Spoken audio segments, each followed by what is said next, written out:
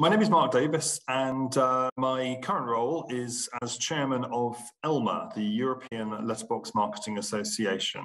My day job is running Whistl Doordrop Media, so a UK distribution company specializing in unaddressed mail. And ELMA is exactly that, an organization devoted uniquely to unaddressed marketing across Europe.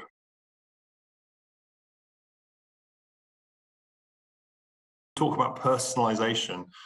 Sometimes that doesn't need to be, your full name and address and everything else. Sometimes it can be as simple as a localization, something that exists far more in unaddressed marketing. The data that we use for targeting is all anonymized, and as I maintain to many of my clients, and many of my clients would certainly concur, it's quite astonishing the level of insight and targeting that is possible using only the anonymized pieces of a database. So for us, there's value in personalization, but there's equally value in playing safe with anonymized data, which can drive some fantastic outcomes without crossing that line.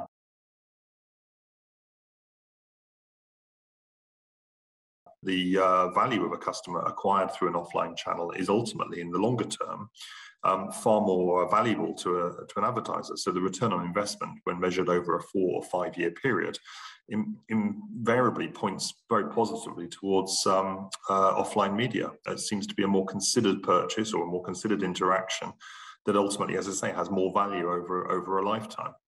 Digital is very good at winning on short-term and immediate metrics. However, a lot of businesses end up just recruiting more promiscuous customers who use search engines and other tools online to sort of move from one place to another.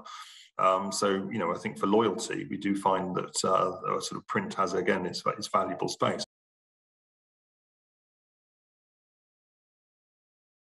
A lot of the situations that we see in markets like Holland and France are driven by a rather skewed and inaccurate view of the sustainability of print. In reality, print has an excellent track record in terms of sustainability. The forestry industry clearly plants more trees, and as a result of that, sequesters more carbon than any other industry. And it's very, very straightforward to make your campaigns carbon balanced, carbon neutral, or even carbon positive. So we're supporting various initiatives across Europe, including in the UK, Ad Net Zero, which is an initiative to bring the whole of advertising into a carbon neutral state by 2030.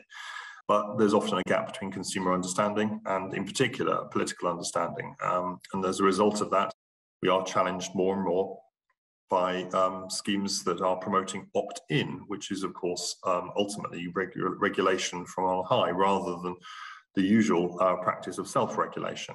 In all of the markets where opt-in is being considered, there are outstanding, well-supported, well-publicized, and well-engaged opt-out schemes, so self-regulation through offering consumers the ability to choose not to receive the items that are delivered to the door. All of our members support these schemes. We have no vested interest in delivering items, marketing communications, to people who simply do not want them and will ultimately just throw them straight in the recycling. ELMA is working closely with FEDMA to tell that story in terms of the effectiveness, the acceptability at a consumer level, and the very viable routes to opt out of receiving this marketing channel if you do not wish to receive it.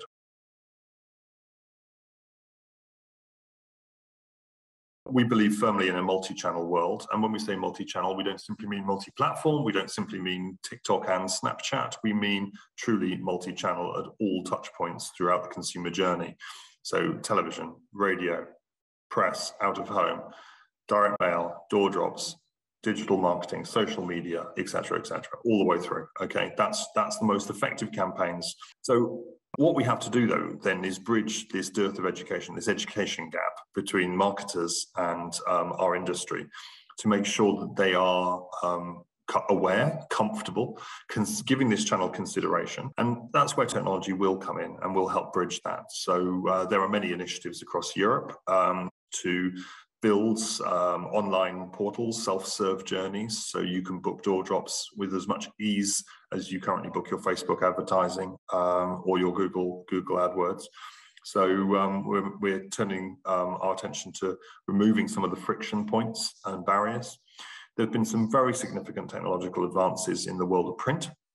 Digital printing techniques are now, coming in, and anyone who hasn't done print in 5 or 10 years would be quite astonished at, both the sustainability story that sits around that, but also the cleverness with which you can, perhaps personalize or localize or in some way, shape or form, tailor your content to your audience. We are a unique way of getting a message into the homes of somebody you don't know, and you don't need to know and don't need to have their personal data. Lots of people are still playing catch up on this, but we are, as an industry, very future-proofed against the regulatory changes. And that's why I say with some degree of confidence, the next 10 years for offline media is going to be substantially better than its previous 10 years.